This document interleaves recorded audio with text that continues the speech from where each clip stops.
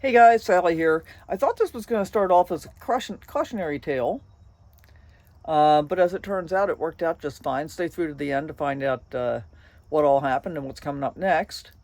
But I'm going to share it with you. If you haven't already, please give the video a thumbs up, subscribe to the channel, comment, you know, do all the things. We're going to roll the intro and get right into it.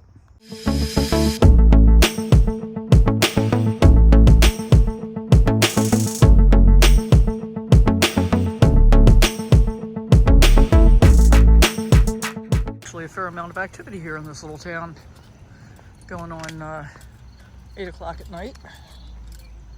So I'm parked over there, right there. We're gonna finish walking around this block though. I just ate and I wanted to get Kid out for a little bit. Man, this day did not turn out the way I planned, and I'm hoping the night turns out okay. I mean, basically, here's the deal. I'm in the parking lot of this Methodist church up here on the corner. Pretty church. Like their cupola up top with the bell tower. And I turned down the street here looking for anything that looked like it would be a safe place to park where I wouldn't be bothered. And I'm hoping this is going to turn out okay. So the parking lot for the church is not on the same side as the church. It's up here on the left.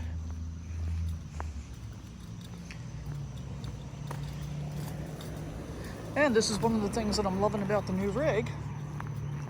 You know, no slide out. Yeah, see, it's church parking. I tried calling him. Went to voicemail. That's not a big surprise.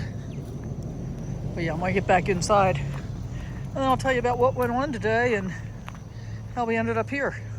All right, so we're back inside, sitting in the living room.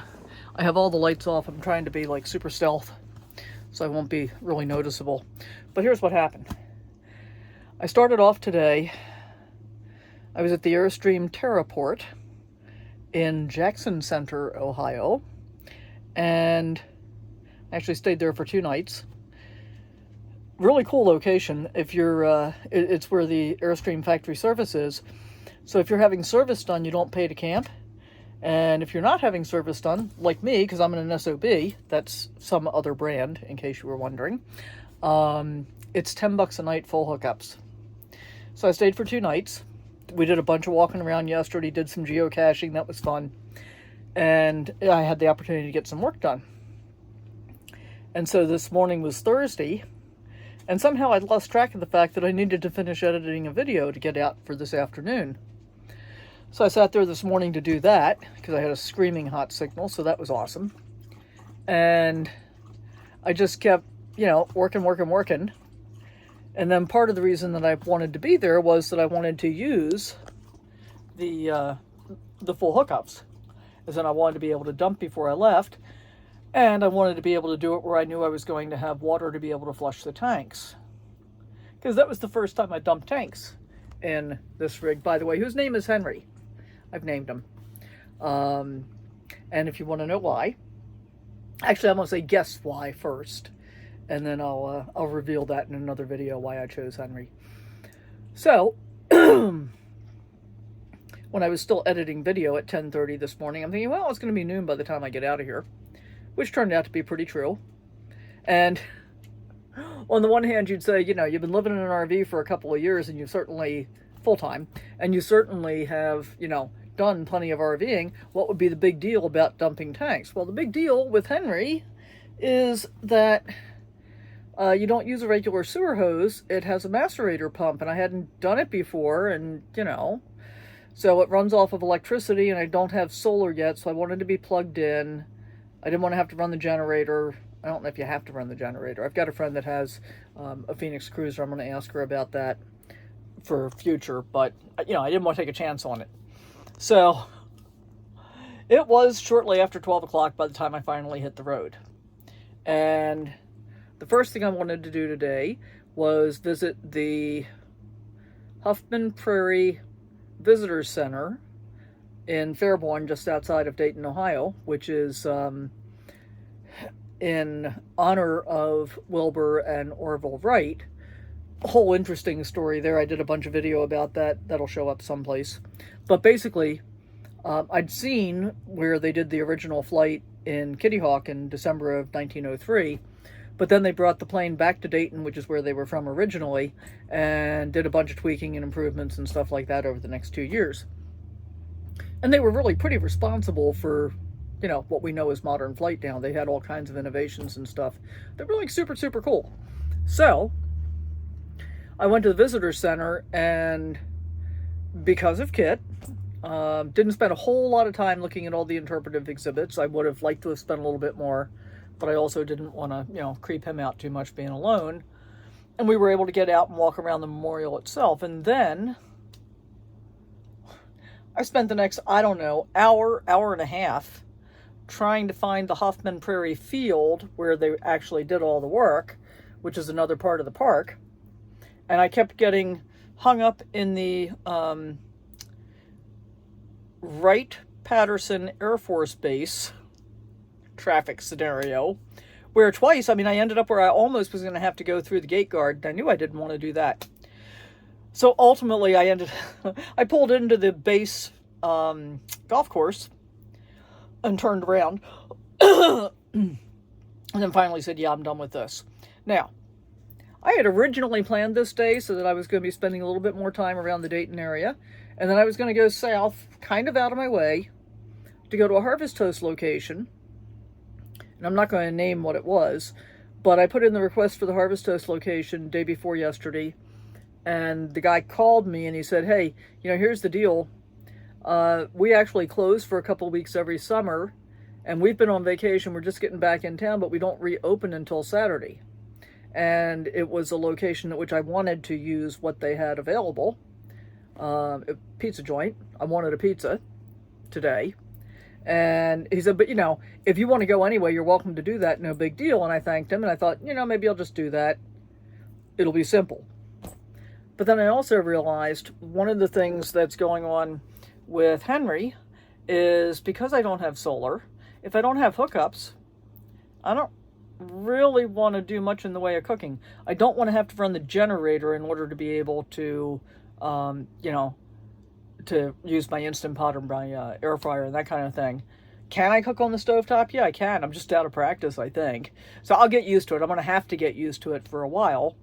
I do have a plan for solar and lithium, but that's about 5 weeks out before I'm going to be able to get that dealt with. And I can guarantee you don't do it in the Midwest or the East. I haven't had a full sunny day since I got to this part of the country. Kind of reminds me of being in the PNW too early in the spring in 2022. So, anyway, I ultimately decided, all right, I'm not going to go to the pizza restaurant that's 20 minutes in the opposite direction from where I need to be heading. So I sat down and I looked at some more apps, and, you know, I'm trying to find some place that I can go instead.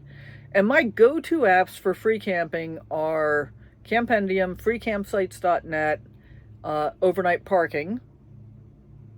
iOverlander I use occasionally, but I looked at everything else and I couldn't find anything other than rest areas, which I really don't like. And so I looked at iOverlander, and there were two that they claimed were boondocking sites, not terribly far from where I am now, all in all about an hour's extra driving to get here.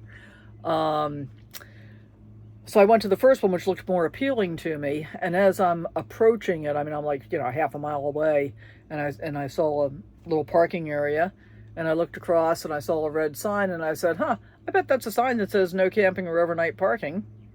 And I continued on to the really very nicely secluded also parking area that had been pointed out on iOverlander. And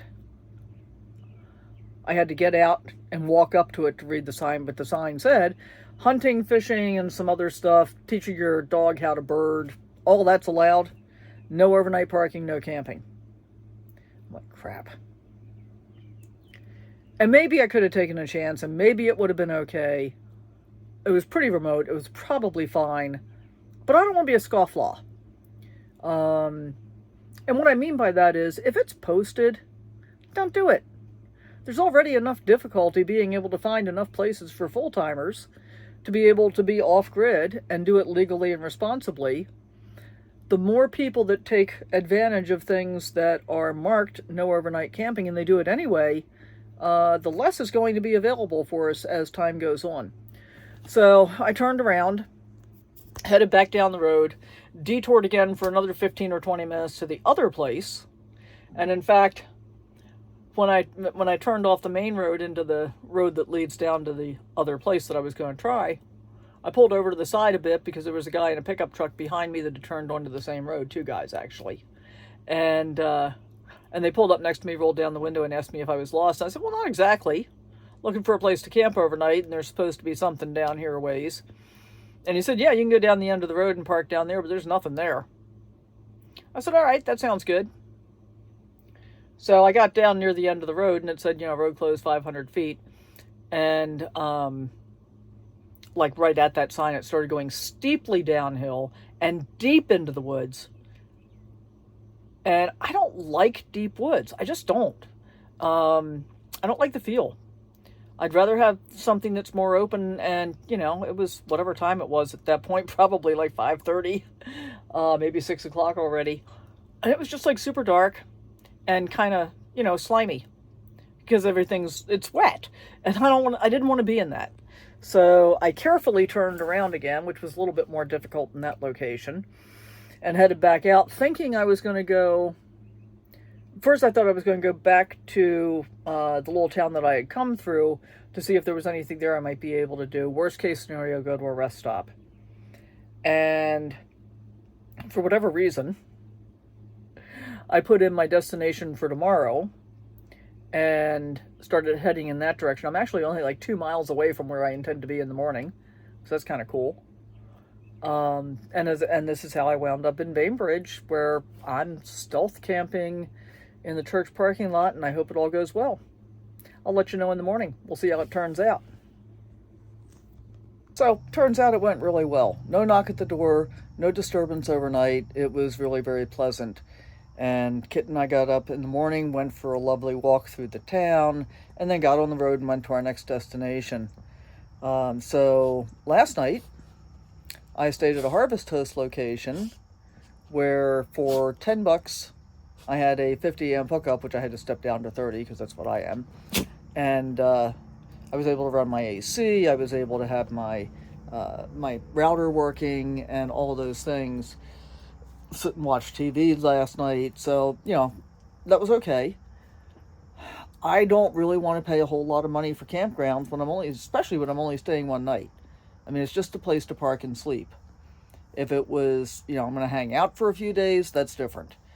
But I'm finding it pretty challenging to find anything other than tar docking here in the Midwest. So we'll see how that goes. I'm going to get better at it, I think. It's just going to, take a little while. And let me know in the comments down below, what you think of this situation. Would you tar dock? Would you just pay for a campground? What would you do? And the Harvest Toast location last night, by the way, was a brewery called Outer Belt Brewing. They had a really good amber lager and a really good Philly cheesesteak sub. So I got my money's worth out of this location for sure. And today I'm going to end up at a Walmart tonight, I think, is my plan at the moment. And then I'm trying to get some stuff planned out for the next few days at least, until I get over towards State College, Pennsylvania, is kind of my next Big Rocks destination, where I get to pick up a new mattress because this mattress is not comfortable. Hey, thanks for hanging out with me. Hope you enjoyed this video. If you did, I'd appreciate it if you subscribe, hit that thumbs up button, and always remember to sally forth, live your best life, go out and adventure in whatever way works for you.